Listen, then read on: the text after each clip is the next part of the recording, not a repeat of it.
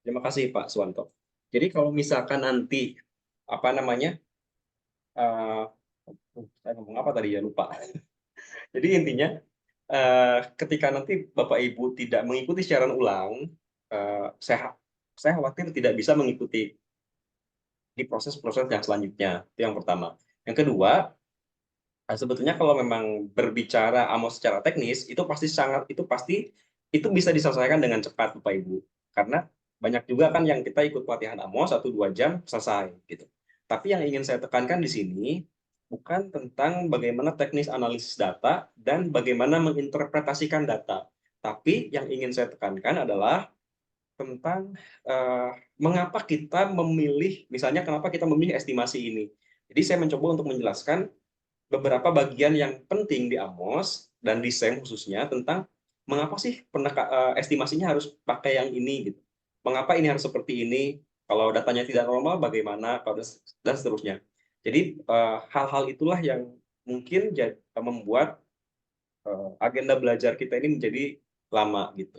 Padahal kalau hanya langsung ke intinya saja, bagaimana tinggal klik-klik itu 2 jam juga selesai sebetulnya gitu. Oke, saya coba untuk share screen. Ya, kita mulai. Tadi itu sedikit pengantar saja barangkali ya. Tadi sedikit pengantar. Nah, kita oke, udah kelihatan ya Bapak Ibu.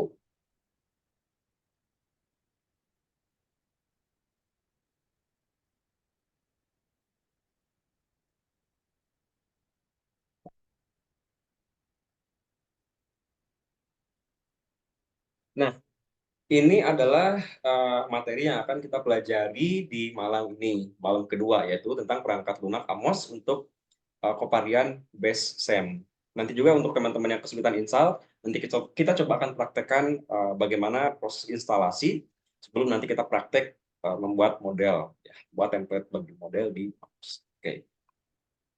Nah, eh, pertama saya ingin jelaskan kepada Bapak Ibu bahwa di Amos itu ada beberapa namanya apa ya? Ada beberapa bagian gitu ya. Di sini kita lihat di dalam layar.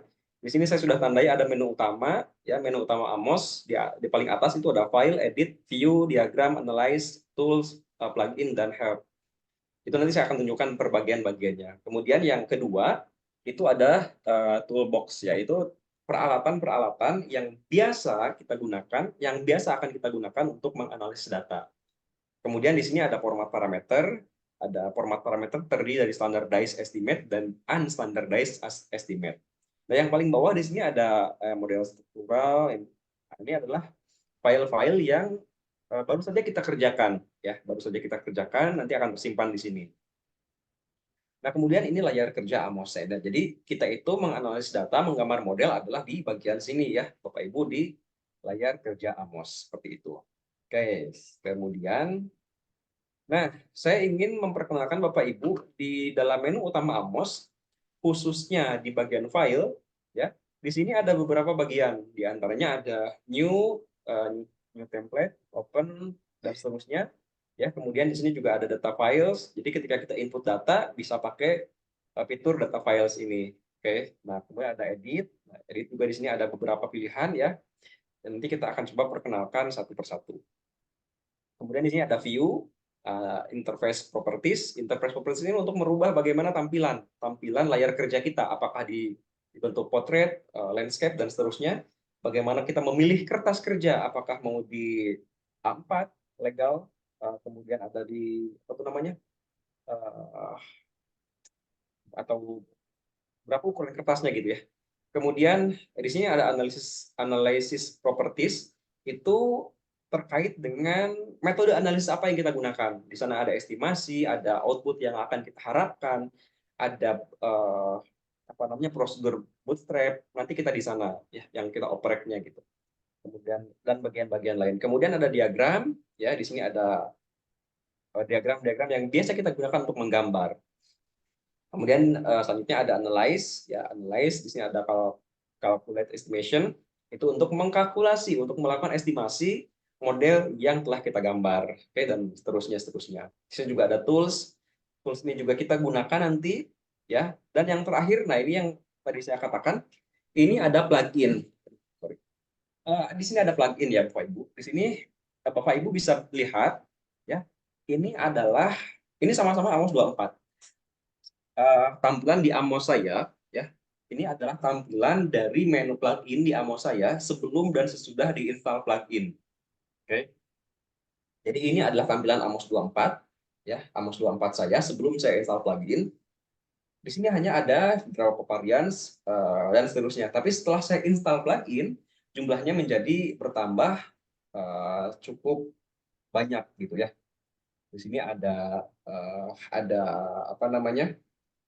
Ada indirect effect, kemudian ada heterothread monothread gitu ya untuk HTMT analisis. Yang mana HTMT analisis ini adalah biasanya itu hanya muncul di PLS, ya, hanya muncul di PLS, tapi dengan bantuan plugin yang kita install di Amos, itu HTMT bisa bisa muncul juga gitu. Pokoknya plugin ini memudahkan. Nanti plugin apa saja yang dibutuhkan dan apa namanya, bagaimana cara menginstal plugin ini nanti juga akan saya sampaikan di pertemuan mungkin setelah model pengukuran selesai, model struktural. Ini di ujung-ujung nanti saya baru tahu plugin. Baru saya akan beritahukan pluginnya.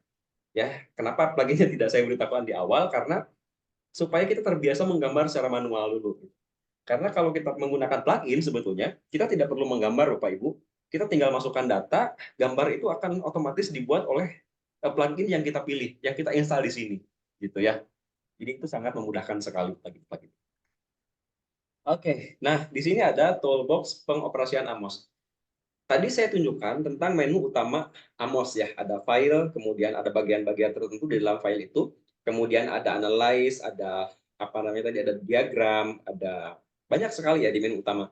Dan sebetulnya Bapak Ibu, apa yang ada di menu utama itu ternyata juga ditampilkan di dalam toolbox yang di samping kiri tadi gitu. Jadi sebetulnya ketika kita analis data, kita tidak harus bolak-balik klik di menu utama yang ada di atas gitu ya. Tapi kita bisa langsung mengklik apa namanya, tools box yang ada di sebelah kiri layar begitu. Nah di sini ada beberapa alat di dalam tools box yang ingin saya perkenalkan kepada Bapak Ibu, yang mungkin tidak semua gitu ya, tapi ada beberapa tools-tools penting yang ingin saya sampaikan kepada Bapak Ibu. Nah di sini gambar kubus, gambar kotak, ini adalah alat untuk menggambar variabel manifest, ya, variabel manifest.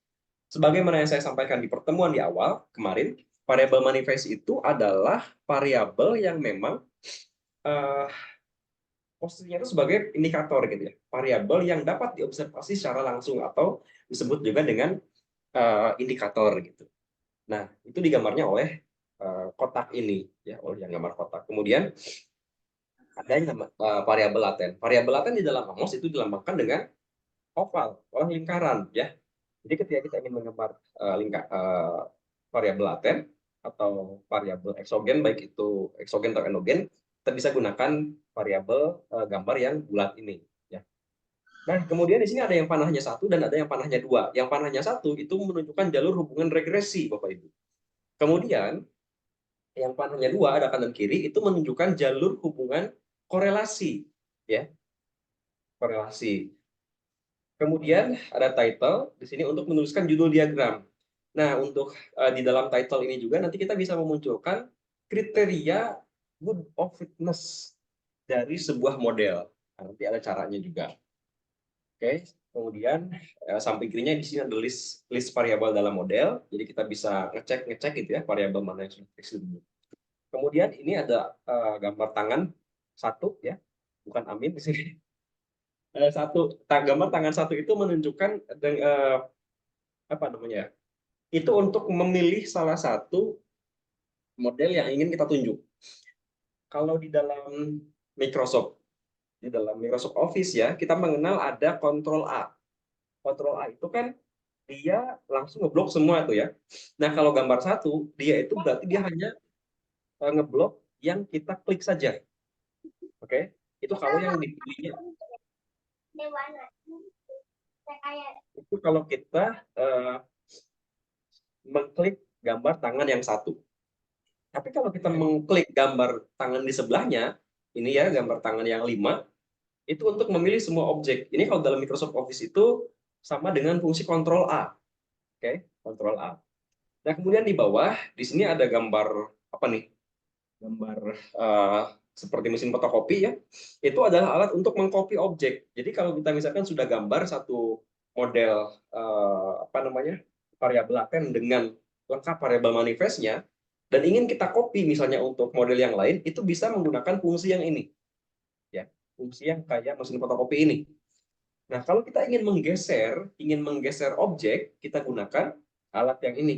Ini alat untuk memindahkan objek yang gambar truk, ya, truk yang merah ini, entah truk pemadam atau apa. Nah, kemudian di bawahnya itu ada yang lingkaran, kemudian ada panah kanan kirinya itu, ya ini untuk mengubah objek Bapak Ibu. Jadi bukan mengubah objek ya, maksudnya itu adalah uh, untuk mengatur bisa ukuran gitu ya, untuk mengatur posisi, ukuran dan seterusnya. Nanti kita akan coba praktekkan. Karena kalau di narasikan agak rumit juga, agak susah untuk dipahami Bapak Ibu. Nah, kemudian di samping kanannya yang seperti agak panah melingkar begini, itu untuk merotasi indikator. Nah, bagaimana merotasi indikator?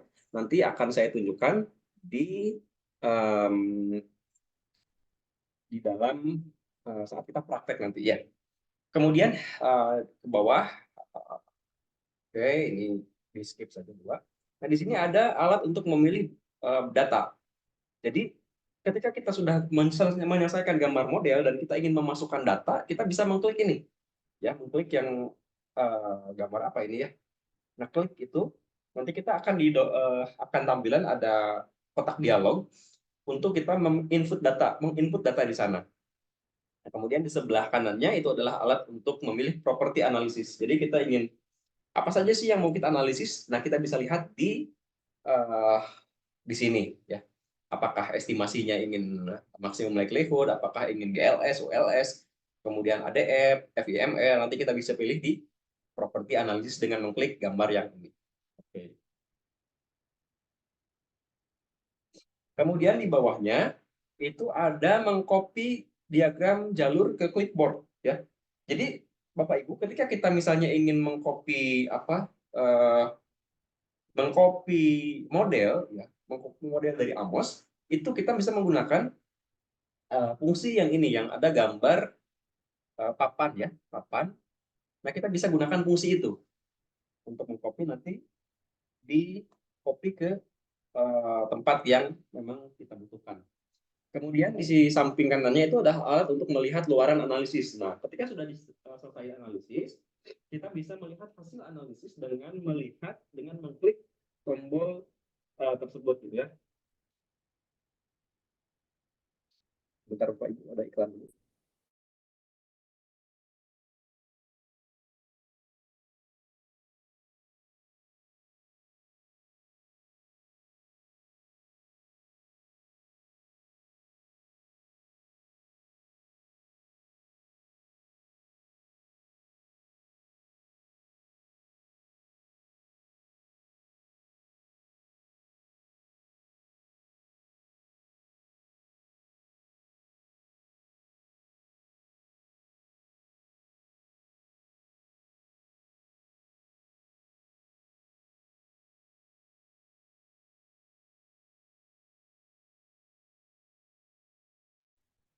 Oke.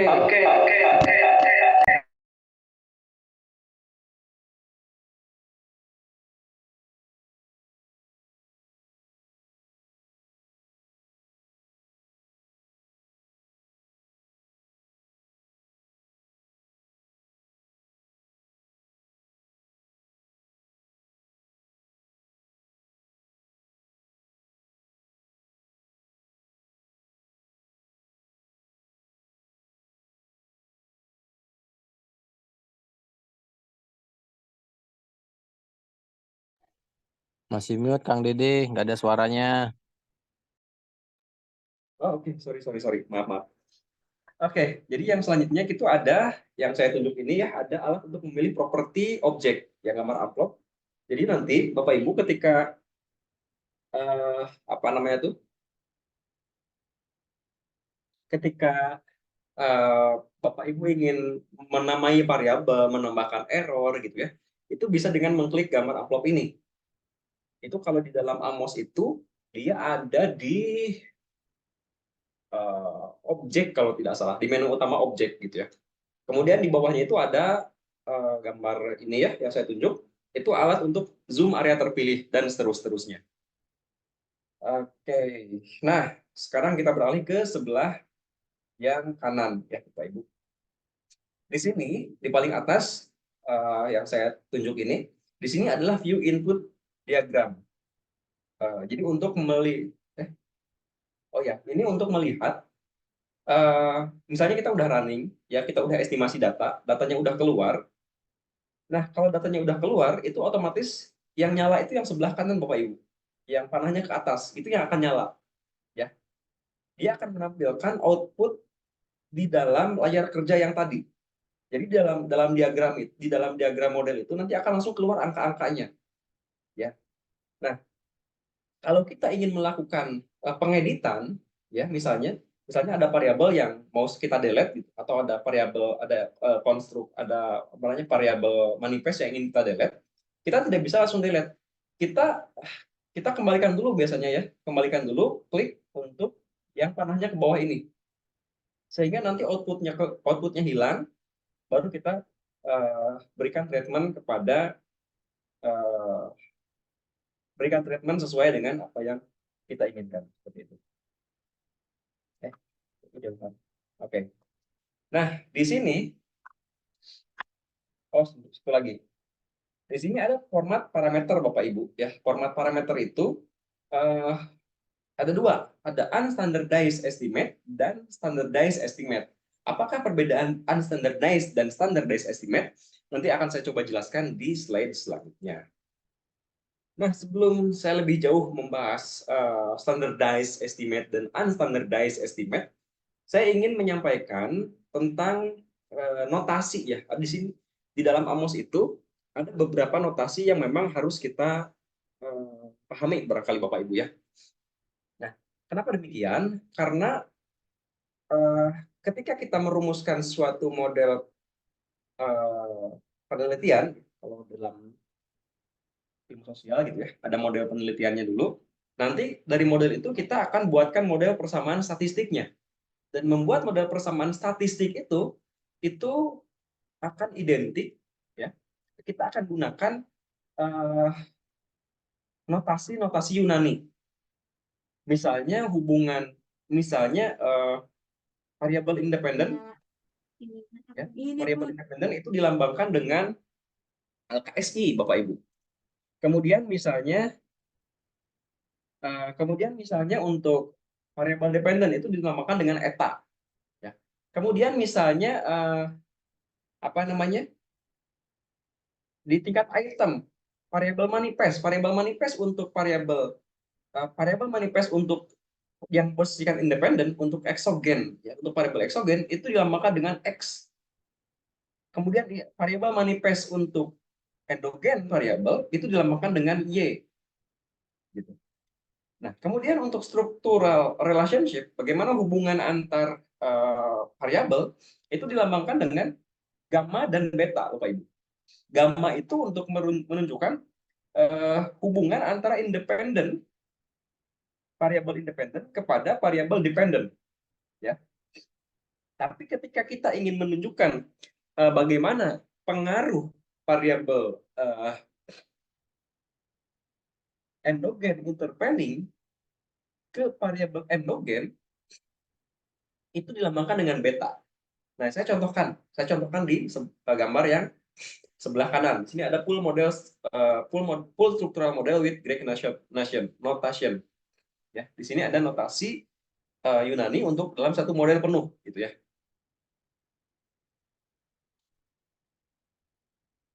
Oke, nah Bapak Ibu kita bisa lihat di sini. Uh, mungkin Kalau kita pertama kali melihat ini kita akan bingung Bapak Ibu.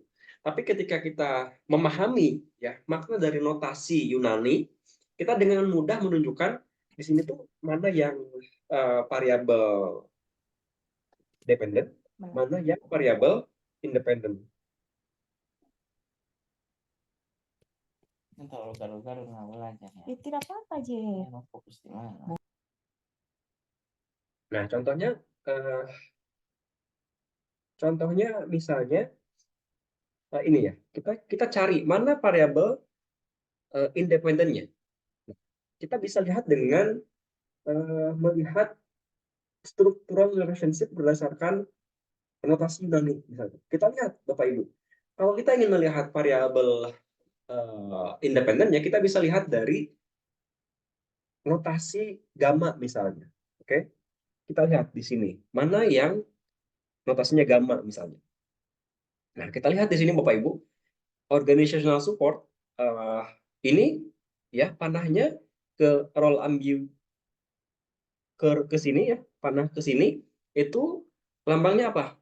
Lambangnya adalah gamma Bapak Ibu ya. Jadi artinya nah para organizational support ini diposisikan sebagai variabel eksogen atau variabel independen. Juga kita lihat panahnya ke sini, lambangnya juga sama-sama gamma begitu. Nah, ini juga yang job knowledge ya. Panahnya ke sini lambangnya adalah gamma. Ini juga lambangnya gamma. Artinya dari model ini kita melihat bahwa ada dua variabel eksogen, ada dua variabel eksogen, gitu. Ada dua variabel independen seperti itu, yaitu adalah organizational support dan job knowledge. Nah, pertanyaan kedua adalah mana variabel endogen intervening dan mana variabel endogen yang diposisikan sebagai ujungnya gitu, sebagai variabel independennya. Nah, maka kita lihat dari jalur yang dilambangkan dengan gamma, dengan beta. Oke. Nah, kita lihat di sini Bapak Ibu. Tadi dari job knowledge ke sini jalurnya kan dilambangkan dengan gamma, ya. Berarti job knowledge itu adalah variabel eksogen, ya. Dan role ambiguity ini adalah variabel endogen. Nah, kita lihat dari sini ada panah lagi nih ke sini. Lambangnya apa? Lambangnya adalah beta ternyata. Ternyata ada panel lagi ke sini, lambangnya beta. Artinya kita bisa tahu bahwa role ambiguity ini adalah diposisikan sebagai variabel endogen intervening. Artinya variabel mediasi gitu sederhananya ya. Seperti itu. Jadi ini juga penting ya, memahami notasi-notasi memahami notasi untuk notasi Yunani gitu ya. Nah, mungkin tidak semua yang menyajikan model dengan cara seperti ini. Tapi sebetulnya Bapak Ibu kalau kita berbicara SEM itu kan dari model penelitian ya. Kalau di teman-teman di UPI itu mungkin biasanya menyebutnya kerangka berpikir ya. Itu kan ada variabel X1, X2, Y dan seterusnya di kerangka pemikiran. Nah, sebetulnya kan di situ sebelum di bab 3 idealnya itu disampaikan model persamaan statistiknya ya dengan gambar yang seperti ini. Dari sana, dari model persamaan statistik itulah nanti akan kelihatan tuh itu akan memudahkan ketika kita ingin menginterpretasikan temuan yang ada di dalam model hasil output dari atas gitu. Dan sebetulnya model persamaan statistik itu juga memudahkan kita ketika kita dalam proses perumusan pertanyaan penelitian dan juga pembuatan di bab 4 tentang pembahasan gitu ya, pembahasan dari hasil temuan itu juga memudahkan saya nanti. Meskipun memang tidak semua output AMOS atau LISREL, M+, ESQ itu menggunakan notasi Yunani, tapi memahami notasi Yunani memudahkan kita memahami model-model yang bahkan rumit sekalipun. Nah, oke, kita balik lagi ke format parameter. Tadi saya sampaikan bahwa di dalam kamus itu ada dua format parameter. Yang pertama adalah unstandardized estimate dan standardized estimate. Nah, di sini Bapak Ibu, standardized estimate itu merujuk kepada unstandardized estimate adalah estimasi dengan berdasarkan ya, unstandardized estimate itu adalah estimasi parameter model berdasarkan analisis data mentah, berdasarkan raw data. Kemudian standardized estimate itu adalah estimasi parameter model berdasarkan analisis data terstandar. Dalam arti semua variabel sudah distandarkan datanya. Mengapa? Karena idealnya semua variabel seharusnya memiliki kevarian satuan. Data yang terstandarisasi tidak terlalu terpengaruh oleh skala pengukuran yang dapat digunakan untuk membandingkan dampak relatif dari variabel-variabel yang tidak dapat dibandingkan. Misalnya ada variabel usia, kemudian ada variabel pendapatan misalnya, itu kan skala pengukurannya berbeda, Bapak Ibu. Nah, maka supaya mudah ya, supaya memiliki satu varian satuan. Nah, itu kan satuan varian yang berbeda. Ketika datanya tidak distandarkan, maka nanti akan ada perbedaan koefisien regresi yang sangat ekstrim. Kita contohkan nanti di ilustrasi di bagian selanjutnya. Nah, ini kita contohkan, Bapak Ibu. Tadi saya katakan bahwa ketika sebuah data dengan skala yang berbeda tidak distandarkan, maka itu akan menghasilkan koefisien regresi yang ekstrim, berbeda gitu. Contoh begini, eh, misalnya kita memiliki dataset yang berisi tentang informasi umur, ya, luas persegi, dan juga harga jual dari 12 rumah yang dipasarkan. Oke, kita lihat usia satuannya adalah 4, 7, 10, 15, dan seterusnya. Ini menunjukkan usia seseorang. Oke. Nah, di sini ada luas tanah, ya, luas tanah. Ini bukan hektar, pakai apa ya? Itu kaki ya, pakai kaki gitu ya. 26, 26 kaki, 28 dan seterusnya. Kemudian ada harga. Di sini ada harga. Oke. Ini kan memiliki satuan yang berbeda, Bapak Ibu. Ya. Dan memiliki rentang data yang berbeda. Kita lihat, usia itu rentangnya dari 4 sampai 44 gitu. Sementara luas tanah satuannya itu dari yang terendah sampai tertingginya itu dari 12 sampai 28 sampai 2.800. Berbeda sekali, ekstrim. Ekstrim gitu kan perbedaan skalanya. Kemudian harga. Harga juga ini beda sekali, ada 100 dari mulai 140 okay, sampai 340. Juga berbeda. Kalau kita bandingkan dengan tentang data di umur dan juga luas tanah begitu. Nah, ketika data-data ini kita analisis, kita regresikan ya, dengan analisis regresi linear berganda, karena ada dua variabel X dan satu variabel dependent, satu variabel Y, dengan umur dan luas lahan sebagai variabel eksogen, ya, umur dan lahan sebagai variabel independen, kemudian diregresikan kepada harga sebagai variabel endogennya, maka hasilnya seperti ini, Bapak Ibu. Bisa kita lihat. Koefisiennya ada yang sampai berapa nih? 34.000 sekian, ada yang 409 sekian negatif, ada yang 100 sekian. Nah, kita bisa membaca dari data ini bahwa ternyata usia itu memiliki pengaruh jauh lebih besar, meskipun negatif ya. Usia memiliki pengaruh yang jauh lebih besar terhadap harga rumah, yaitu negatif 409.000 dibanding dengan pengaruh luas persegi terhadap harga jual hanya 100. Tapi hal itu juga ternyata berbanding lurus dengan standar error-nya.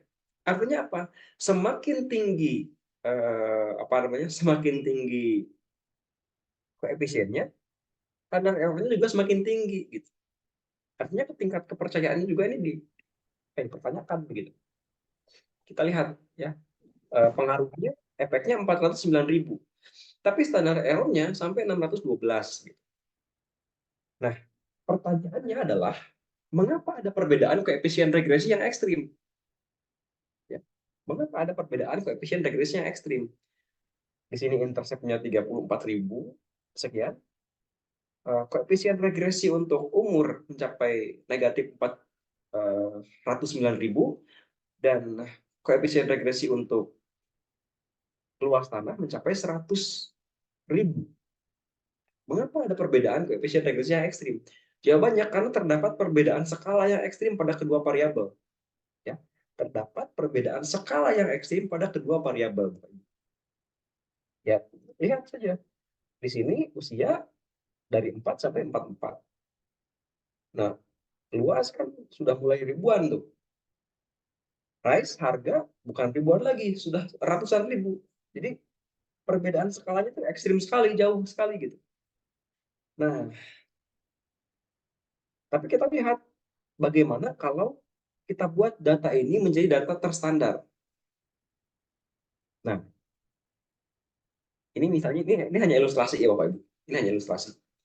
Uh, Kemudian misalnya data yang tadi, data mentah tadi, raw data yang tadi, saya konversi ke dalam Z-score, ke dalam angka baku yang terstandarisasi. Kita bisa lihat Bapak Ibu. Ya, di sini perbedaan skalanya tidak terlalu ekstrim. Kalau yang tadi kan 4 sampai 44, kemudian ada dari 13.000 sampai 44.000, dari 140.000 sampai 340.000. Tapi kita lihat di sini. Semuanya rata-rata adalah 1, sekian.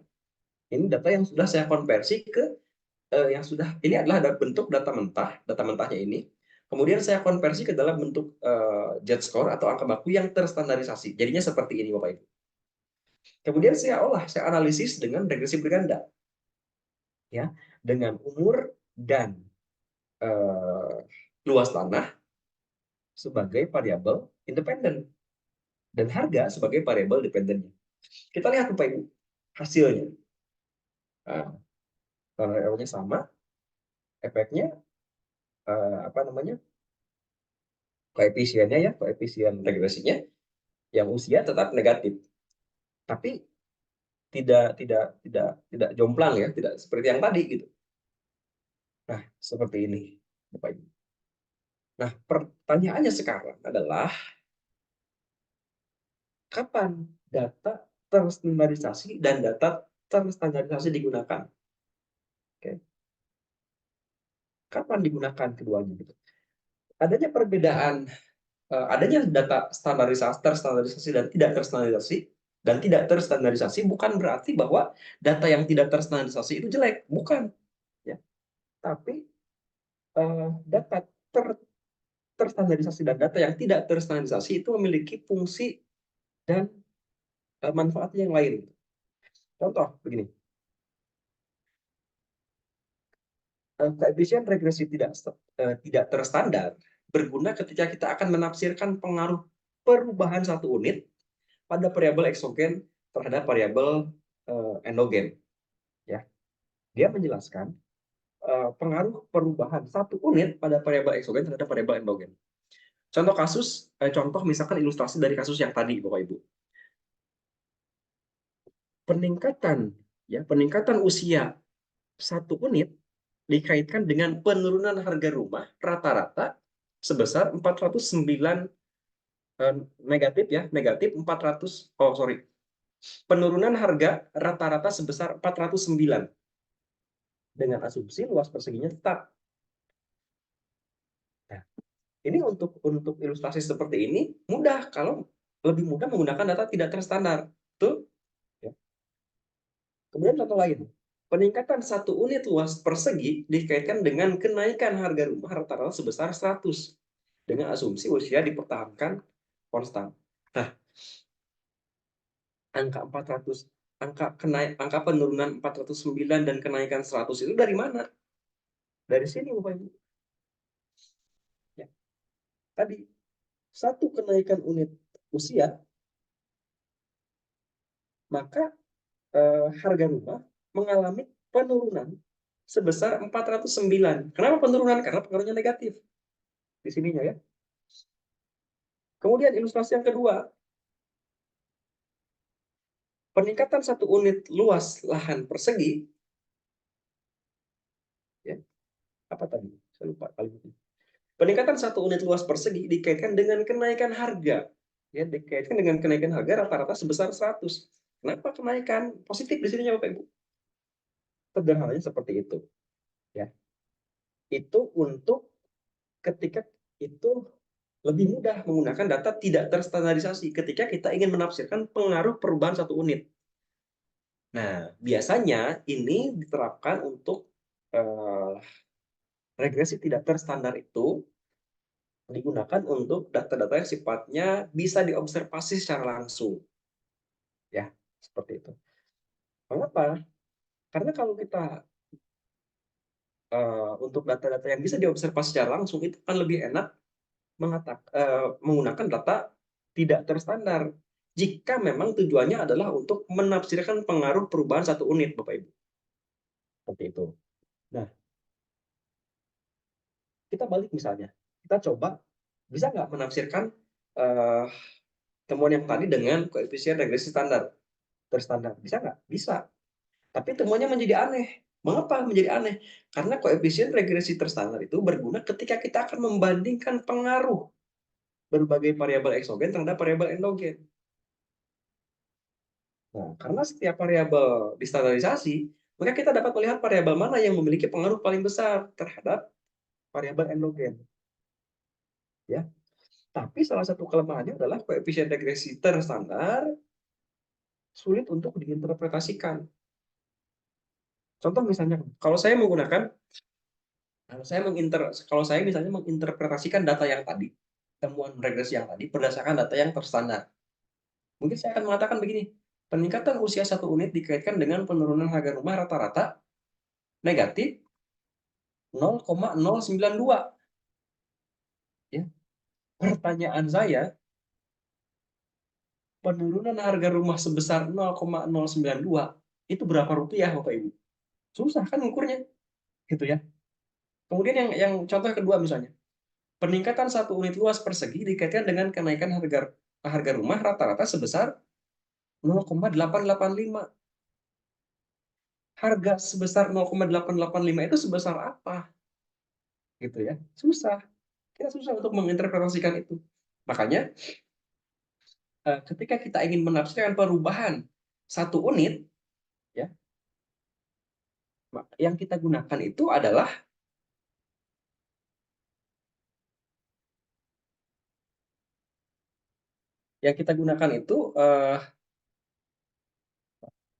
maka yang kita gunakan itu adalah koefisien regresi tidak terstandar. Tapi kalau tujuannya adalah untuk membandingkan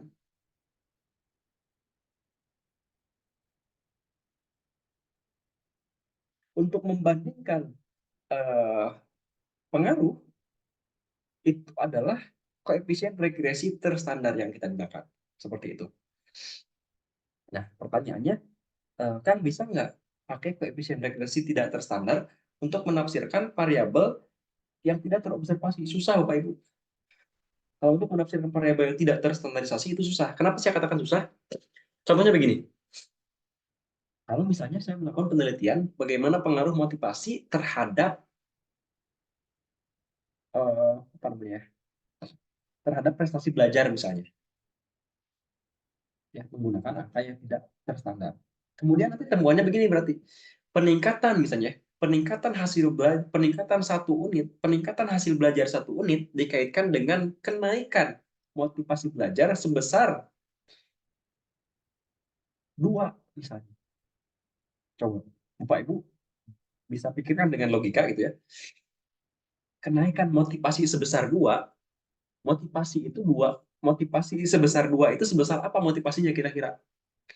Susah kan? Susah ukurnya gitu. Bagaimana motivasi sebesar 2 itu sebesar apa? Motivasi sebesar 2. Motivasi 1 aja susah, kita ukurnya gimana gitu ya. Nah, makanya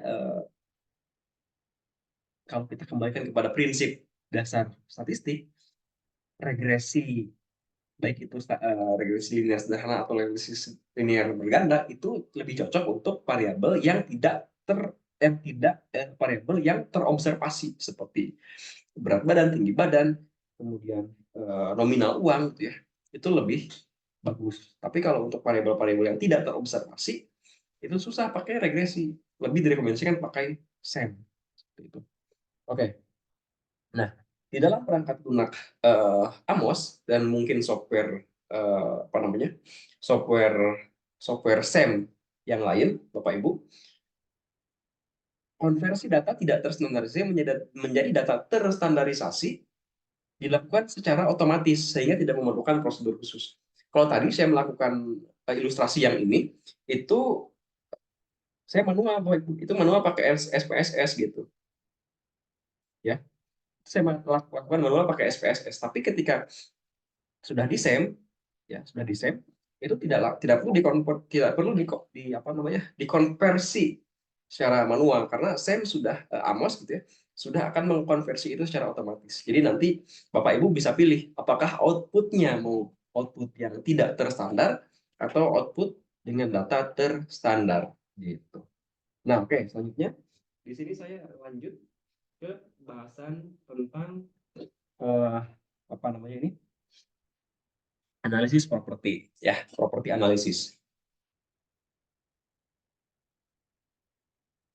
Di dalam properti analisis itu ada beberapa bagian penting yang harus kita pelajari dan terkadang gitu ya dilupakan oleh banyak orang yang mempelajari Amos, mempelajari SEM khususnya ya.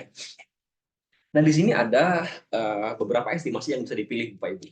Ya, di sini ada maximum likelihood, kemudian generalized least square, weight least square, scale free least square, dan asymptotically distribution free, ya.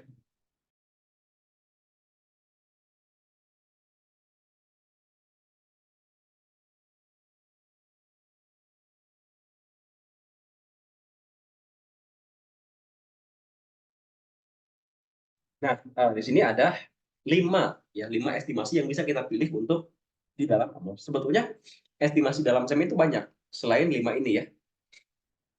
Misalnya di Amos ini dia tidak memfasilitasi estimasi WLSMP atau DLWS kalau di dalam Lisrel.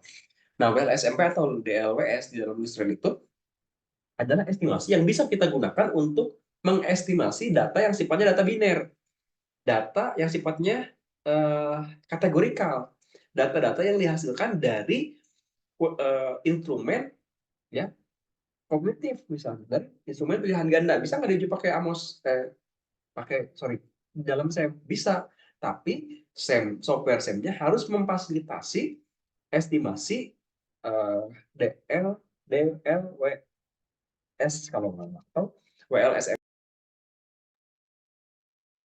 Nah, karena kalau estimasi yang 5 ini dia tidak bisa memfasilitasi apa namanya, dia tidak bisa memfasilitasi estimasi untuk data yang sifatnya data biner gitu. Nah, lalu kapan ya estimasi ini digunakan, dalam kondisi apa, dan mana yang unggul, kita akan bahas sama-sama. Sebentar Bu, ada iklan lagi.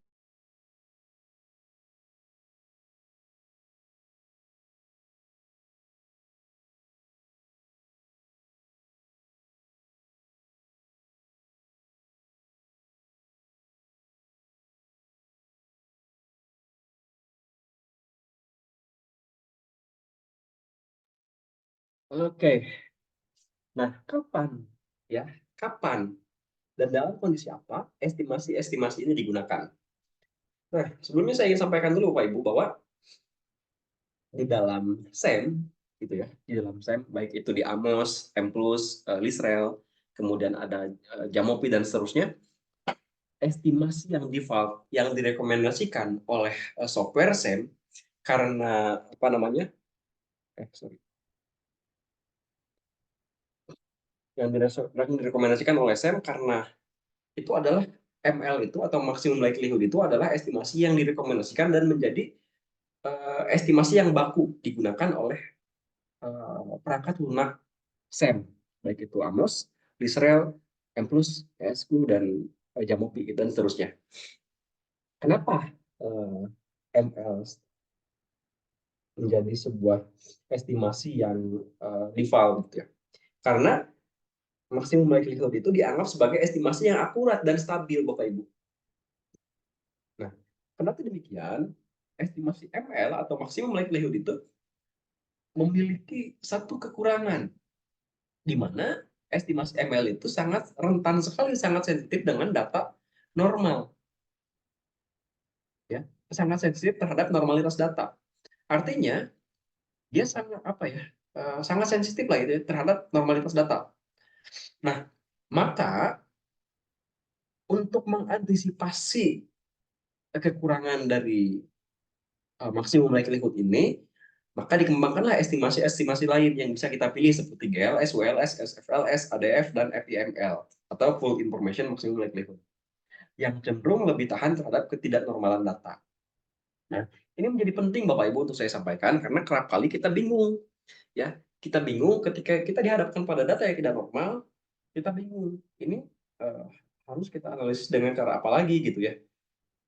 Nah, eh, apa namanya? Aduh, saya jadi lupa lagi. Jadi menjadi bingung ketika datanya tidak normal. Akhirnya dipaksa saja. Nah, padahal sebetulnya ketika datanya tidak normal, itu ada treatment khusus yang bisa kita gunakan.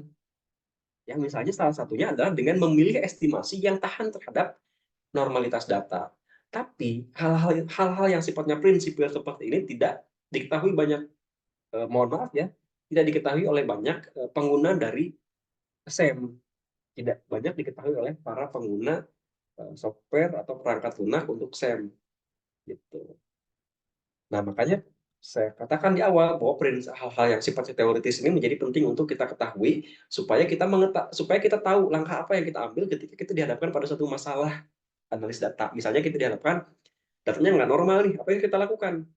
Nah, orang itu pada umumnya ya, orang pada umumnya ketika datanya tidak normal, dia akan cenderung beralih ke PLS dengan alasan bahwa data saya tidak normal, maka saya harus beralih ke PLS.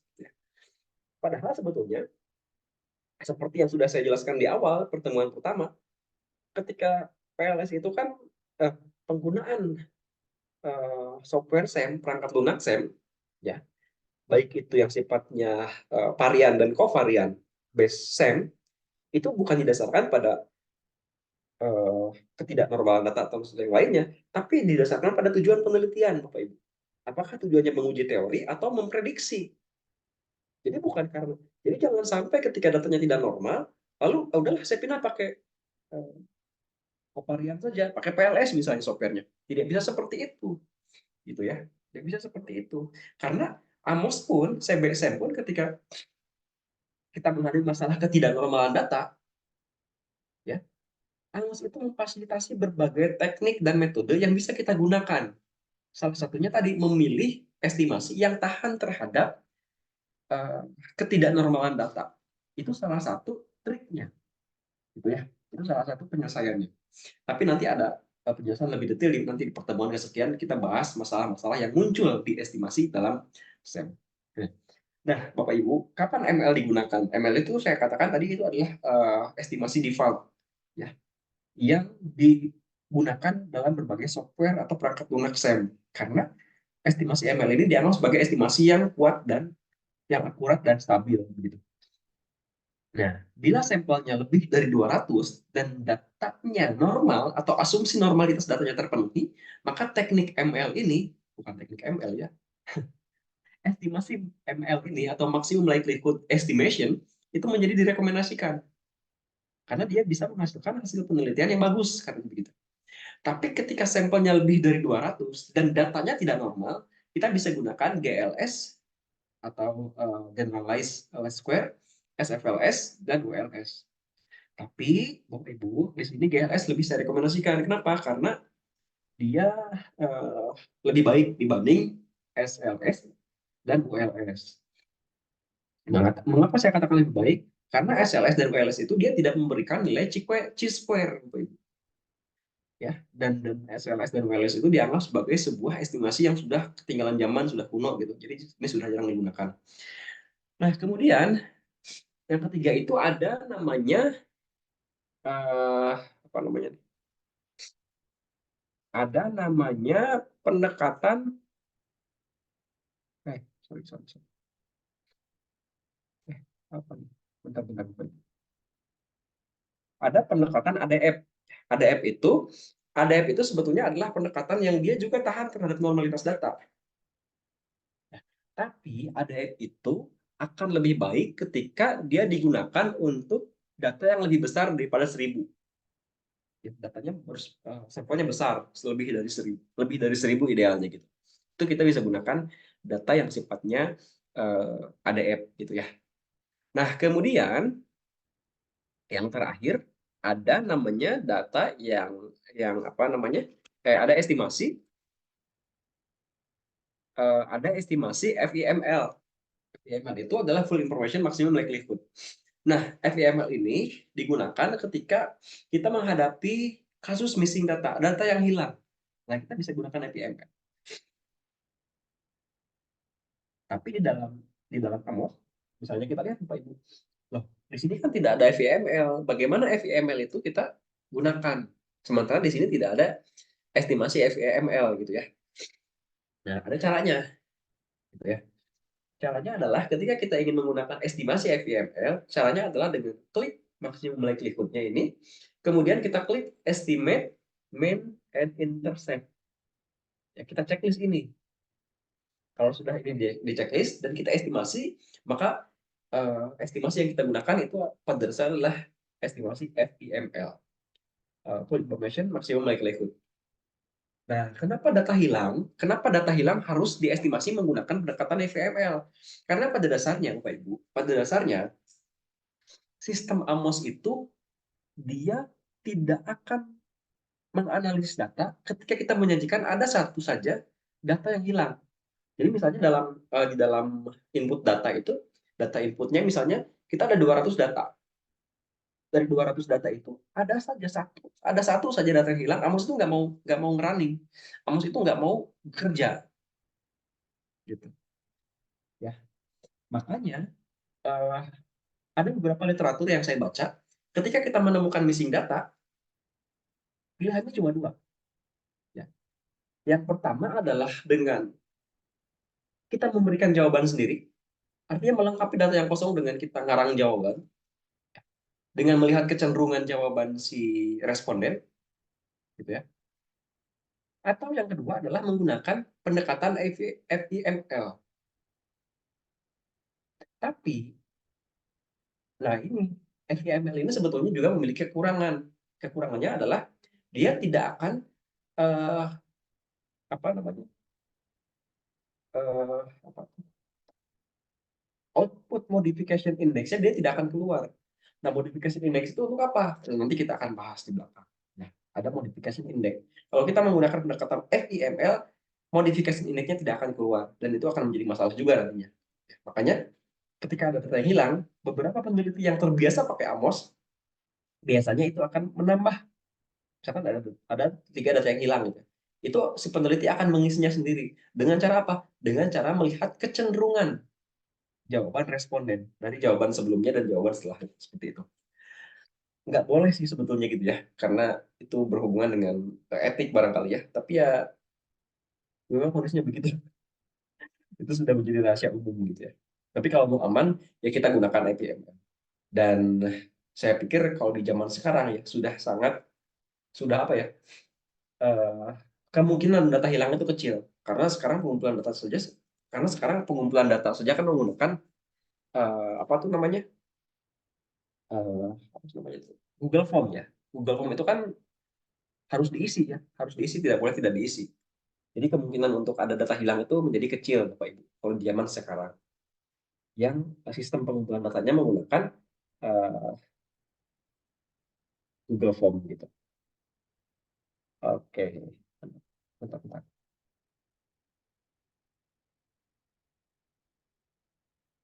Nah, oke, selanjutnya. Nah, di sini ini tentang output. Di sini masih di property analysis. Nah, ini masih di property analysis, Bapak Ibu. Di sini ada beberapa output yang bisa kita pilih. Ya, ini nanti ketika kita akan menganalisis data, kita pilih dulu output mana yang mau kita ambil. Misalkan untuk CFA nih, CFA. Ya, CFA itu Cukup dengan minimal yang ini, checklist, standard list estimation, square multivariable correlation di checklist, sampai moment, template moment, sampai residual dan modification index itu di checklist gitu. Ada beberapa bagian. Nanti kita akan praktekkan itu semua, tenang saja. Kemudian, nah, kita akan mulai berbicara model pengukuran, Bapak Ibu. Ya, model pengukuran itu kalau di dalam AMOS ya itu CFA namanya, atau confirmatory factor analysis. Nah, model sebelum ke sana, model pengukuran itu adalah hubungan antara variabel observasi yang bisa diobservasi dengan variabel yang tidak bisa diobservasi, atau dengan istilah lain adalah hubungan model pengukuran itu adalah bagaimana kita mendefinisikan hubungan antara variabel laten dengan variabel manifestnya. Oke? Nah, ini definisinya lah, bisa Bapak Ibu pelajari. Oke, kemudian di sini ada tujuan pengujian CFA. Tujuan pengujian CFA adalah untuk menjawab pertanyaan deskriptif, meliputi satu, apakah variabel laten yang diteliti secara unidimensi tepat dan konsisten dalam dapat dijelaskan oleh variabel manifest atau indikator sebagaimana dikonsepsikan. Oke. Pertanyaan deskriptif yang kedua adalah variabel manifest atau indikator mana yang paling dominan membentuk variabel latennya. Oke. Nah, kemudian agar tujuan tersebut dapat dicapai, maka pengujian dalam confirmatory factor analysis atau dalam CFA tidak bisa dipisahkan dari tiga hal. Pengujian dalam CFA itu, yang pertama adalah menguji overall model fit test, yang kedua adalah test of significance, dan yang ketiga adalah evaluasi reliabilitas konstruk.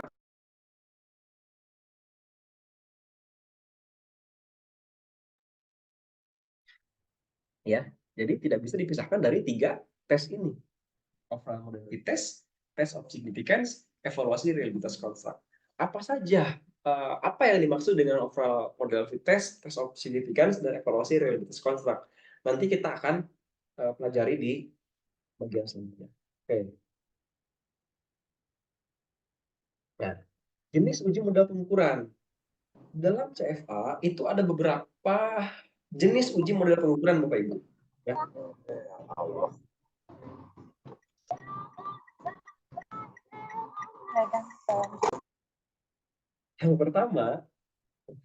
Yang pertama itu adalah single factor measurement model. Ya. Oke, yang pertama adalah single factor. Jenis uji model pengukuran itu ada 4, Bapak Ibu. Kalau saya ini ya, singkatnya. Saya sebutkan judul-judulnya dulu. Jenis uji model pengukuran itu ada 4. Yang pertama single factor measurement model, yang kedua adalah multi-factor conglomerate measurement model, yang ketiga adalah second order, ya, second order CFA. Yang keempat adalah first order confirmatory factor analysis. Dan ternyata itu ada 2 lagi yang baru sekarang ya. Enggak. Oh ya, ada 4. Nah, single factor measurement model itu apa? Itu model pengukuran faktor tunggal ya. Pengukuran dari satu atau beberapa variabel laten yang dirumuskan dalam diagram jalur secara terpisah untuk setiap variabel laten yang diteliti. Nah, minimal mengandung 3 indikator variabel manifest, menghindari derajat kebebasan, degree of freedom. Sebentar Bapak Ibu, kayaknya ada yang kelewat.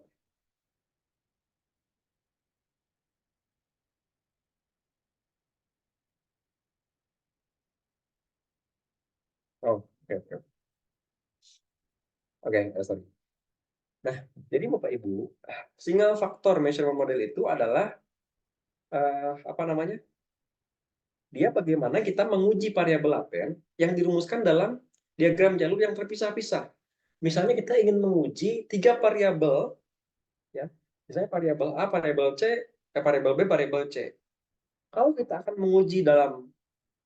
ingin menguji model pengukurannya secara single factor, kita akan melakukan 3 kali pengujian, Bapak Ibu. Misalnya variabel A. Variabel A itu memiliki 3 indikator. Kita uji dulu variabel A di dalam AMOS. Variabel B memiliki 5 indikator. Kita uji dulu variabel, kita uji lagi variabel B. Variabel C misalnya memiliki 7 indikator. Kita uji lagi variabel C di dalam ATOS. Nah, single factor itu bentuknya seperti ini Bapak Ibu. Ya. Di sini ada variabel laten, yang bawah ini yang kotak-kotak 3 WOM itu adalah variabel manifest, dan E itu adalah error Bapak Ibu. Itu adalah errornya. Oke. Nah, kemudian adalah multifaktor combinatoric measurement model. Nah, di sini kalau tadi pengujian model itu dilakukan satu-satu, ya. Misalnya kita ada tiga variabel, variabel A, B, C diuji satu-satu, variabel A diuji dulu, variabel B diuji dulu, variabel C diuji lagi gitu. Kalau multifaktor itu semuanya langsung diuji dalam AMOS, ya. Nah, makanya syarat terjadinya multifaktor combinatoric measurement model itu, yang pertama, model paling tidak mengandung 2 variabel laten. Ya, paling tidak mengandung 2 variabel laten. Maksudnya apa? Ininya harus 2 nih. Ininya nggak bisa satu-satu, ini harus 2 minimal. Ya. Karena multifaktor. Jadi variabel latennya minimal harus 2. Nanti kita tarik garis covariance di sini, garis korelasi. Nah, kemudian model pengukuran variabel laten bersifat unit dimensi. Unit dimensi itu dia hanya mengukur mengukur satu konstruk gitu. Nah, unit dimensi itu seperti ini unit dimensi Bapak Ibu. Dia variabel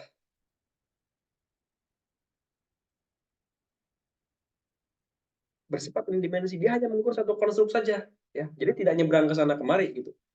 Jadi tidak ada panah misalkan dari customer delight ke WOM 1.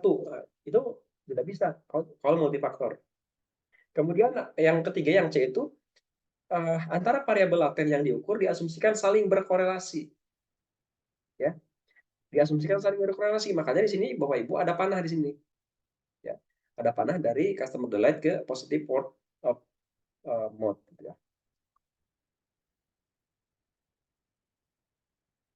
Oke. Nah, di sini ada garis covariance, ada variabel laten, di sini ada variabel manifest, di sini juga ada errornya sama. Nah, analisis multifaktor memungkinkan peneliti menguji multidimensi satu konstruk teoritis. Selain itu, analisis multifaktor memungkinkan peneliti untuk menguji validitas konvergen dan validitas diskriminan. Jadi, Bapak Ibu, salah satu kekurangan pengujian single faktor, dia itu tidak bisa memunculkan validitas konvergen dan validitas diskriminan. Kalau kita ingin melihat bagaimana validitas konvergen dan validitas diskriminannya, kita harus melakukan pengujian secara multifaktor. Seperti itu. Oke, kita lanjut.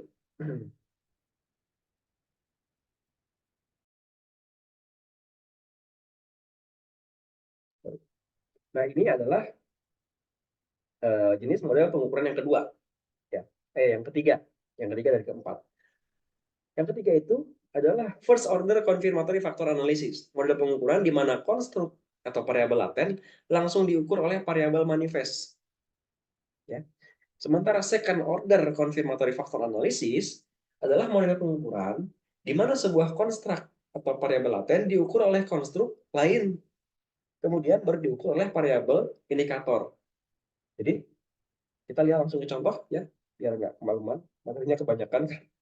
Nah, ini definisi operasional dari penelitiannya Herman. Saya gunakan untuk data di sini. Nah, ini untuk contoh first order confirmatory factor analysis Bapak Ibu. First order confirmatory factor analysis itu kita lihat dari variabel laten langsung ke variabel manifest, ya. Oke, kita balik lagi ke sini. Di dalam definisi operasionalnya kita lihat di sini ya. Ini adalah konstruknya nih. Ini adalah variabelnya. Ini variabel latennya. Readiness. Nah, kemudian first order construct-nya itu ada kognitif, affective, behavior. Ya. Dimensi lah, itulah sederhananya.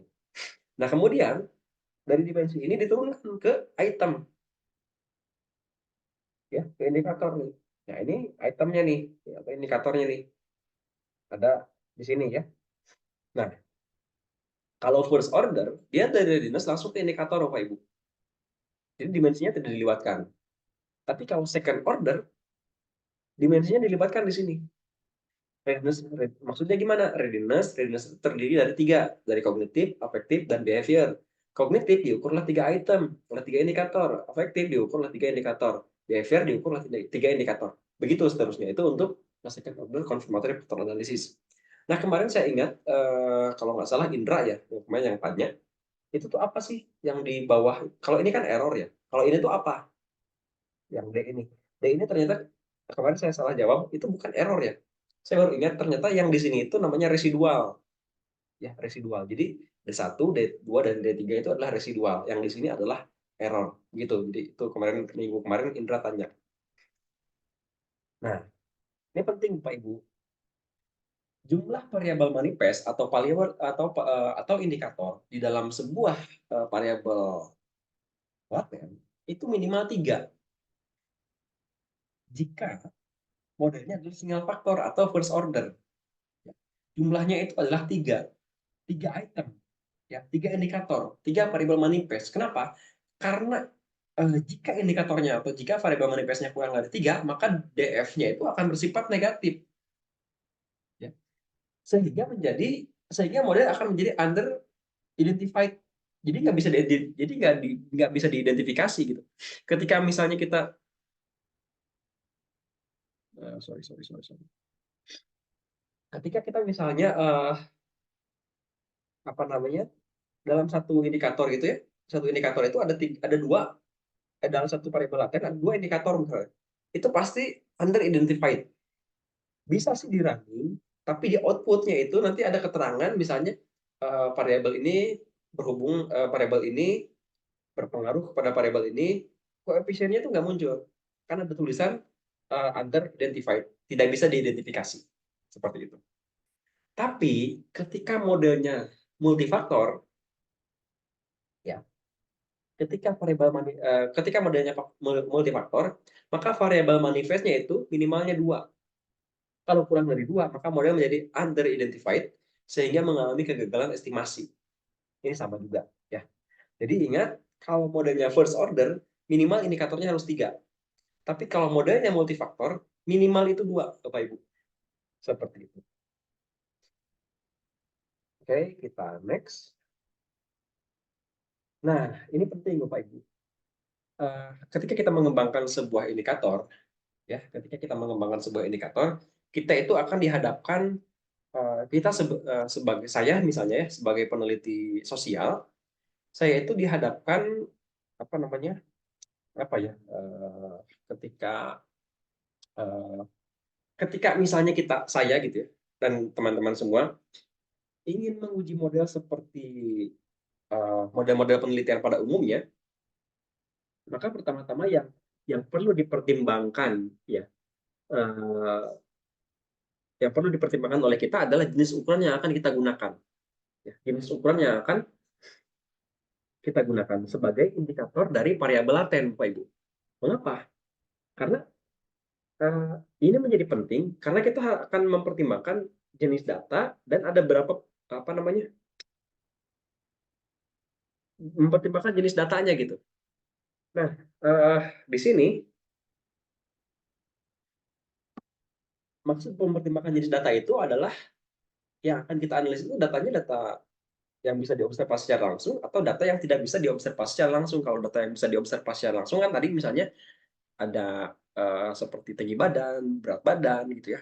Kemudian berapa nominal uang itu bisa diobservasi secara langsung. Tapi dalam bidang saya di manajemen bisnis dan kewirausahaan, penerapan SEM dalam bidang ilmu saya itu lebih umum untuk data-data yang sifatnya tidak bisa diukur secara langsung atau data-data yang diperoleh dari kuesioner, Bapak Ibu. Nah, dalam situasi seperti itu, ketika saya dihadapkan pada data-data yang dipilih yang dikumpulkan melalui kuesioner, maka sebetulnya peneliti memiliki 2 pilihan, ya. Memiliki 2 pilihan. Pilihan untuk apa? Pilihan untuk menggunakan item-item kuesioner sebagai indikator atau yang disebut dengan disagregasi total, atau memiliki pilihan untuk menggabungkan indikator-indikator dalam satu dimensi, ya, sehingga dinamakan satu subset, ya, subset variabel gitu. Subset variabel yang disebut dengan parsel. Nah, ini definisinya ada di sini, Bapak Ibu ya. Kalau kalau digabung dalam parsel itu namanya disagregasi parsial. Oke. Jadi dua, disagregasi total, disagregasi parsial, ya. Peneliti itu dihadapkan pada pemilihan. Pada dua pilihan. Apakah kita akan menggunakan item sebagai indikator atau yang dinamakan dengan disagregasi total, atau kita akan menggabungkan item-item dari satu dimensi yang sama, gitu ya, sehingga menjadi sebuah parsel. Nah, ini ada contoh-contoh riset yang menggunakan disagregasi total dan disagregasi parsial. Saya cantumkan di sini, nanti Bapak Ibu bisa langsung klik. Ya. Nah, ilustrasi. Oke, sebelum ilustrasi, Bapak Ibu. Kemudian mungkin ada yang bertanya, ya. Jadi apa namanya?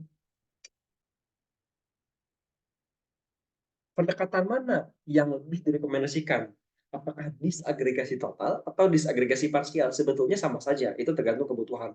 Tapi kalau saya sendiri ya, kalau saya secara pribadi, saya lebih merekomendasikan disagregasi total. Kenapa saya merekomendasikan disagregasi total? Karena secara filosofis, ya, dari perspektif filosofis, item-item yang kita gunakan itu lebih disukai, ya, karena item-item itu memberikan gambaran yang lebih dekat, memberikan gambaran yang lebih dekat dengan respon individu, Bapak Ibu, dibandingkan dengan kombinasi item-item, dibandingkan dengan parsel, ya. Nah, itulah yang oleh Little disebut sebagai empirisme konservatif. Nah, kita lihat contoh. Ini saya masih menggunakan dari contoh yang Herman, ya. Nah, ini disagregasi total. Kalau kita perhatikan di sini, disagregasi total itu sebetulnya itu mirip dengan first order, ya, Bapak Ibu. Disagregasi total itu mirip dengan first order. Kita lihat, kita bandingkan, ya. Nah, first order kan begini, ya, ini first order. Ternyata disagregasi total itu juga pada dasarnya disagregasi total itu adalah first order, yaitu menjadikan item menjadi indikator. Atau sederhananya itu dia mengukur variabelnya itu langsung ke indikator panahnya tuh. Jadi nggak lewat dimensi dulu gitu. Nah, kalau disagregasi parsial, indikator-indikator ini ditambahkan, dikelompokkan, ya, kemudian diakumulasikan, jadilah disagregasi parsial. Contoh misalnya ini, readiness CO, kognitif 1, kognitif 2, kognitif 3, ya, digabung jadi kognitif di sini. AF, afektif 1, afektif 2, afektif 3, digabung misalnya jadi afektif di sini. Kemudian di sini behavior 1, 2, 3 ditambah-tambahkan, diakumulasikan, jadilah dimensi behavior. Ya, ini contoh ya, Bapak Ibu, ini disagregasi total, dan ini adalah apa namanya? Dan itu adalah disagregasi parsial kalau digabung-gabung seperti itu, ya.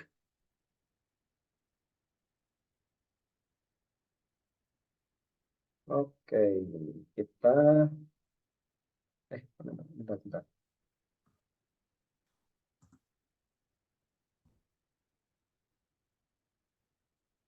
Oke, baik. Oke, Bapak Ibu, kalau ada yang mau ditanyakan silakan langsung boleh dipotong saja, ya, nggak usah nunggu di akhir. Nah, ini Bapak Ibu, penggunaan item memiliki keuntungan utama, yaitu memberikan informasi tentang item yang uh, apa tentang setiap item atau pertanyaan yang digunakan dalam analisis SEM. Informasi yang paling penting tentang item fokus pada kekuatan hubungan variabel, indikator, item, dan seterusnya. Seperti tadi saya katakan, dari perspektif yang lebih filosofis, item-item mungkin lebih disukai karena item-item tersebut sedekat mungkin atau sangat dekat dengan respon dari responden sebagai individu dibandingkan dengan kombinasi item-item dalam bentuk parsel. Seperti itu. Nah, hal inilah yang disebut dengan posisi empirisme konservatif. Oke, nah sekarang kita coba praktekkan Bapak Ibu. Kita coba praktek pakai SEM ya. Kita membuat template model. Nanti nah ini beliau detail dan seterusnya. Oke, saya coba stop share dulu. Saya akan coba lihat atau tunjukkan Amos saya. Oke, oke, kita buka Amosnya dulu.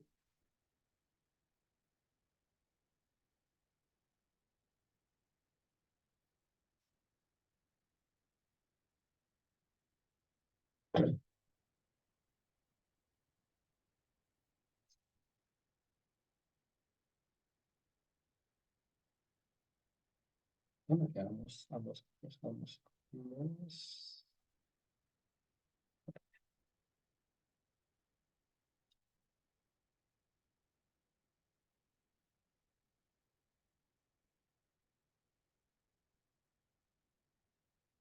Oh, oke.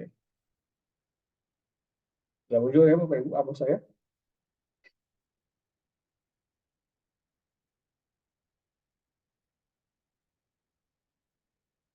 Oke.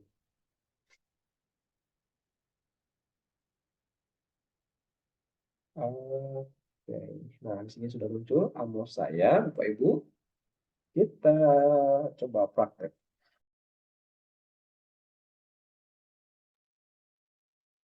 Oke, kita coba praktek.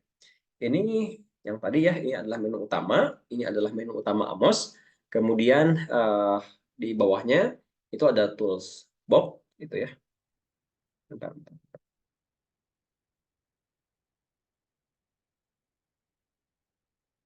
Mana tadi ya tools box? Tuh, mana? Bentar, bentar, bentar. Ini saya agak error.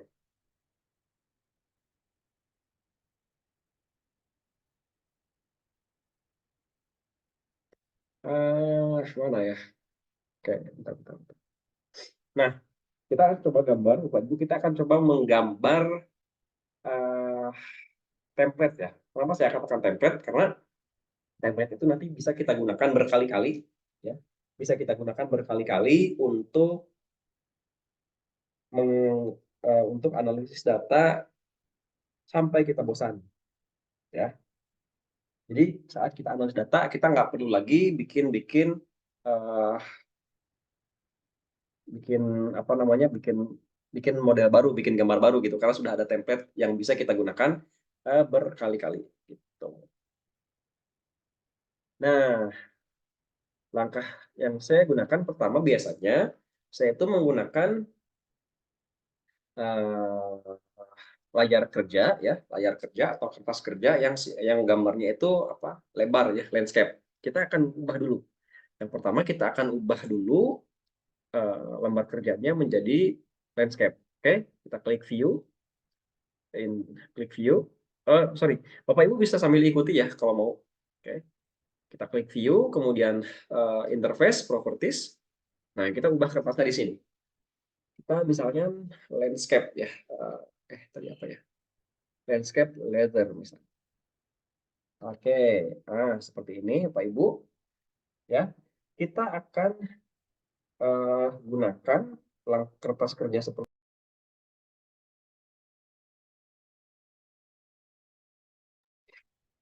Nah, kita akan gunakan kertas kerja yang seperti ini untuk menggambar model. Pertama, misalnya kita akan menggambar model variabel latennya dulu. Ya. Variabel laten kita bisa klik ini, ya, bisa juga ini. Oke, kita contoh pakai ini saja misalnya ya. Nah, ini variabel laten. Kita gunakan ini ya, ini untuk menggambar laten variabel atau untuk menambahkan variabel manifest atau indikator. Oke, kita klik di sini. Misalnya, oke, sebelum saya kita oke, kita misalnya variabel yang akan saya uji itu adalah variabel motivasi misalnya ya. Oke, sorry. Oke, ini sudah gambar variabel latennya, kemudian kita gambar variabel manifestnya. Umpamanya 3 atau 5 misalnya ya. 5 lah katakan gitu. Nah, Oke, ini. Nah, ini sudah cukup rapi, Bapak Ibu ya. Nah, kemudian misalnya, oke, misalnya kita ingin putar gambarnya begini, nah bisa putar kita pakai yang ini. Nah, misalnya kemudian kita gambarkan modelnya lagi, ya, supaya simetris. Kita nggak perlu bikin dari awal lagi, Bapak Ibu. Kita tinggal klik ini, ya, klik apa namanya ini, gambar mesin fotokopi. Kita klik, kemudian klik di sini, bukan klik ya, kita diamkan di sini sampai keluar tanda merah. Oh, sorry, sorry. Sorry. Oke, kita, sorry.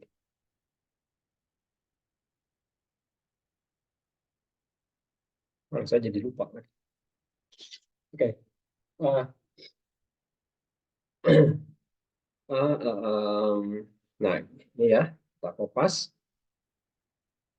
Sorry. Mana ya? Saya jadi lupa lagi. Oke. Sorry, sorry, sorry, sorry. Ah, mana ya?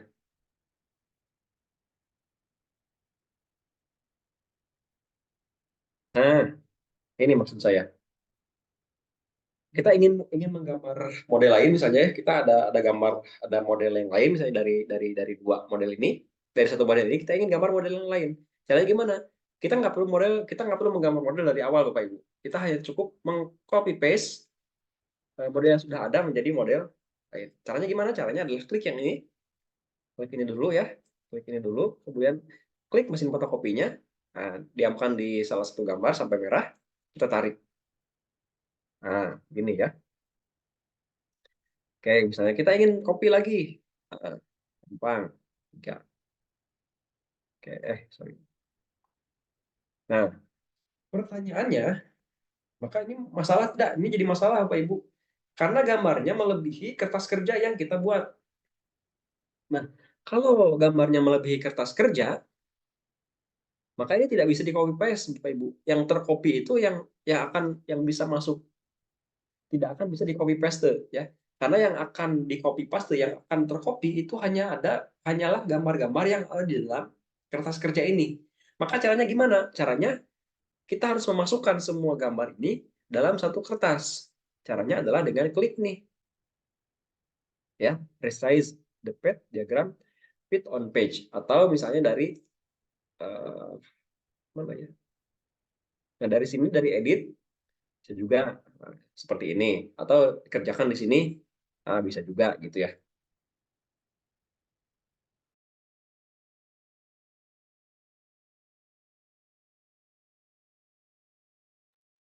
Oke. Nah, misalnya oke, kita misalnya akan melakukan menggambar model pengukuran ya. Seperti ini disclaimer, seperti yang saya katakan di awal di minggu pertama, yang akan saya praktekkan di sini adalah model dalam SEM ini yang saya akan adalah pendekatan dua tahap ya, two step approach. Kenapa? Karena itu yang paling direkomendasikan untuk pengujian SEM. Nanti akan kita uji dulu model pengukurannya, kemudian model pengukurannya sudah clear, baru kita akan masuk ke model struktural. Jadi yang saya praktekkan di sini bukan one step approach, tapi two step approach. Ya, oke. Kita misalnya akan gambar model pengukuran. Nah, ketika uh, kalau kita ingin menggambar, kalau kita akan melakukan pengujian bukan single faktor ya.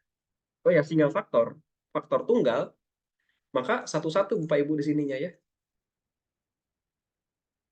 Oke, misalnya anggaplah kita ingin melakukan pengujian.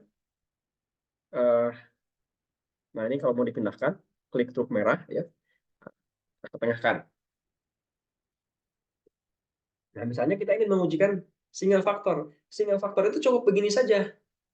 Kita tinggal namai variabelnya dengan cara klik dua kali ya, klik 2 kali di variabel mana yang kita namai, misalnya kita ingin namai variabel laten misalnya di sini, kita klik 2 kali, kita misalkan variabelnya adalah motivasi misalnya Bapak Ibu. Nah, ini adalah X-nya nih, X1, X2, X3, tinggal klik 2 kali lagi, X1 gitu ya, X2, dan seterusnya sampai dengan di sini. Nah, di sini juga sama, ini error kan, kita tulis error 1 gitu ya. Oke, oh, ini misalnya hurufnya kebesaran, nah tinggal kita kecilkan di sini. Nah, saya pengen 15, nah, ini 15, dan seterusnya. Itu seperti itu teknisnya ya. Nah, kalau misalnya itu kalau kita melakukan pengujian single faktor, Bapak Ibu. Cukup dengan seperti itu. Nah, pertanyaannya adalah bagaimana kalau kita ingin melakukan pengujian oh, bagaimana kalau kita melakukan pengujian multifaktor, ya? Kalau multifaktor, kita misalnya berarti yang harus kita gunakan kan kalau multifaktor ini harus di copy paste dulu ya, Bapak Ibu ya. Nah, misalnya ada 3 faktor atau 4 faktor yang ingin kita uji sekaligus. Nah, ini ada kelebihan halaman, maka kita harus fit on page ya. Klik ini, nah, selesai. Nah, dari sini kita gambarkan covariance. Kalau kita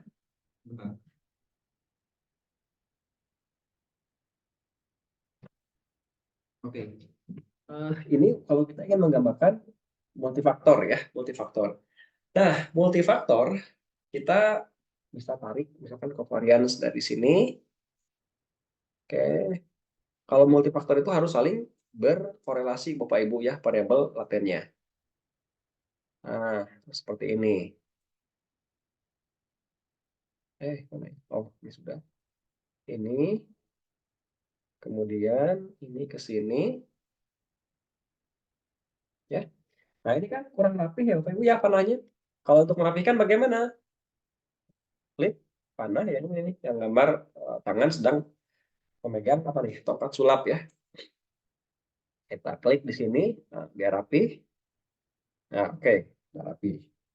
Tapi sebetulnya Bapak Ibu, ada cara yang lebih cepat untuk menggambar covariance. Ya, tidak perlu menggambar panahnya satu-satu. Kita cukup, saya tunjukkan, kita hapus dulu.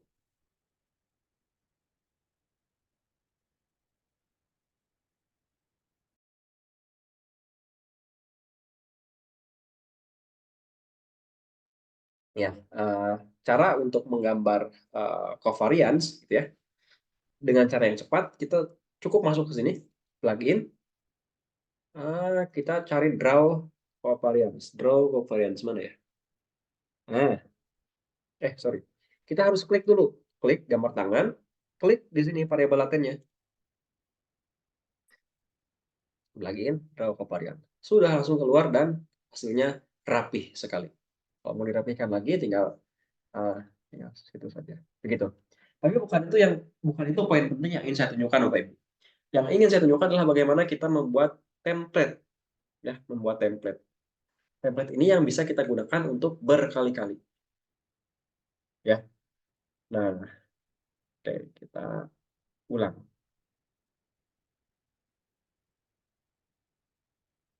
Oke, lama, kita hapus saja.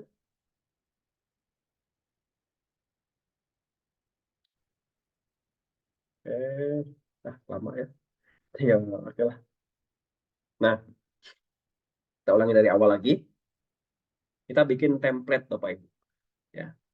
Template ini yang bisa Bapak Ibu gunakan sampai kapanpun, sampai Bapak Ibu sudah seumur hidup gitu ya. Ini bisa kita gunakan template ini. Caranya adalah dengan kita gambar variabel latennya dulu, oke. Kemudian kita tambahkan variabel manifest, atau misalkan manifestnya cukup 3 dulu saja misalnya. Bentar.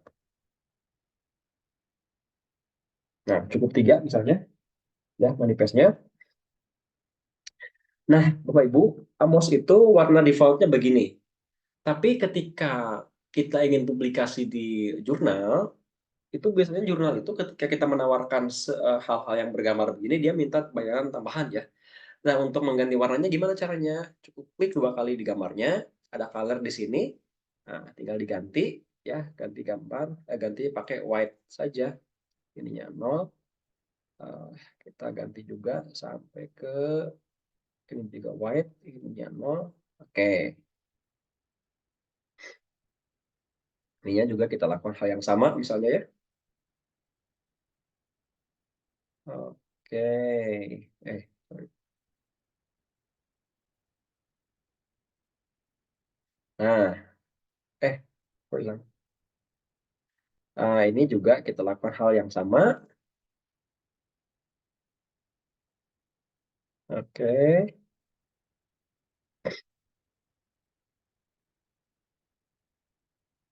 kita lakukan hal yang sama. Kita ganti semua jadi white, ya.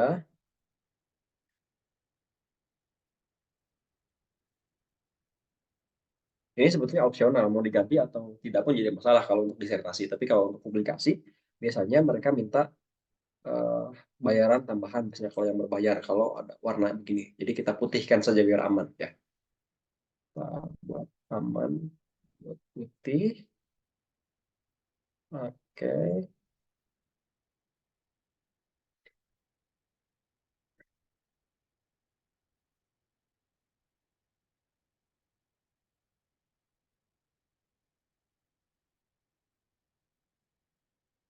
oke, kita buat putih. Sorry.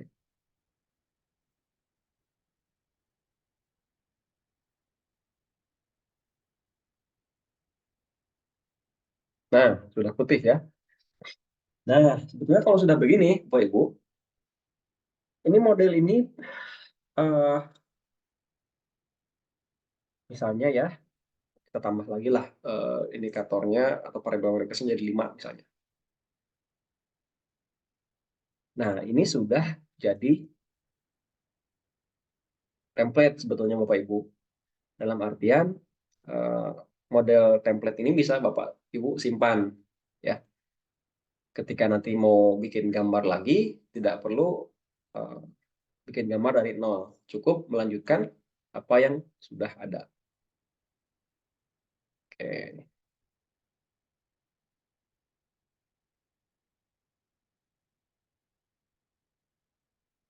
Nah, ini gambarnya.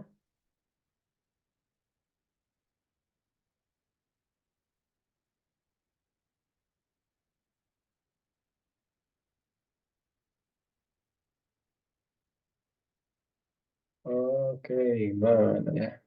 Wait. Nah, sudah seperti ini. Nah, ini sebetulnya Bapak Ibu, ini sudah menjadi eh, template yang bisa kita gunakan berkali-kali ketika kita ingin membuat model. Ya, bentar. Nah, ya, kita simpan, misalnya kita simpan di mana ya? Eh, Oke, misalnya kita simpan di sini latihan MOS, bukan ya? Ya, template, sorry, template MOS misalnya. Nah, kita simpan di sini. Template. Nah, sudah tersimpan. Nah, ini sudah ada tersimpan ya file template di sini. Kita bisa gunakan template ini berkali-kali untuk pengujian model di waktu yang akan datang. Seperti itu.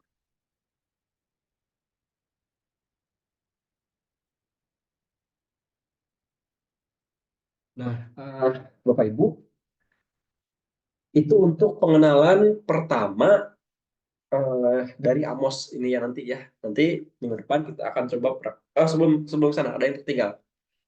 Nah, template ini juga kita bisa berikan judul Bapak Ibu. Klik title ya. Judul apa yang biasanya dimasukkan? Yang biasa dimasukkan itu biasanya adalah ini dulu nih. Mana ya? Yang biasa dimasukkan itu biasanya adalah ini. Sorry. Nah, ini yang biasa dimasukkan.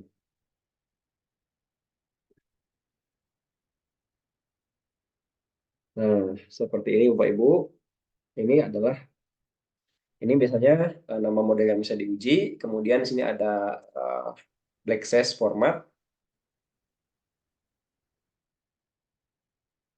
Ya, ini nanti kenapa harus seperti ini? Ini supaya nanti muncul di nah ini kalau mau diedit kurang bagus misalnya ini bisa diedit dengan ini ya, fontnya dikecilkan, hanya 12 dan seterusnya. Nah, seperti ini Bapak Ibu. Save misalnya. Seperti itu untuk pengenalan pertama di Amos ya. Stop share dulu. Nah, itu barangkali Bapak Ibu pengenalan kita di Amos gitu ya. Kemudian kita balik lagi ke Canva di sini. Nah, di sini ya membuat template sudah, pemberian title juga sudah. Nah, ini adalah buku-buku atau referensi yang saya gunakan dalam proses kita belajar hari ini. Ya. Kemudian bersambung. Ini apa namanya? Cukup untuk sampai malam ini. Tapi kalau misalkan Bapak Ibu ada yang mau share screen, barangkali coba mempraktekkan apa yang tadi saya lakukan, atau ada kendala dalam instalasi Amos atau SPSS, boleh diselesaikan malam ini. Kita selesaikan sama-sama. Boleh nanti Ibu yang share screen atau bagaimana teknisnya. Silahkan Bapak Ibu. Itu barangkali yang bisa saya sampaikan. Terima kasih. Assalamualaikum warahmatullahi wabarakatuh. Bangga kalau ada pertanyaan atau ada yang perlu didiskusikan, kita diskusi dulu sebentar. Kang Dedek mau nanya dong, Kang Dedek. Boleh. Itu kan tadi Kang Dedek ngasih contoh tuh ya, yang apa, yang definisi operasional tuh yang ada variabel, dimensi, sama indikator. Yang dari satu contoh itu, terus bisa dijadiin single sama multi.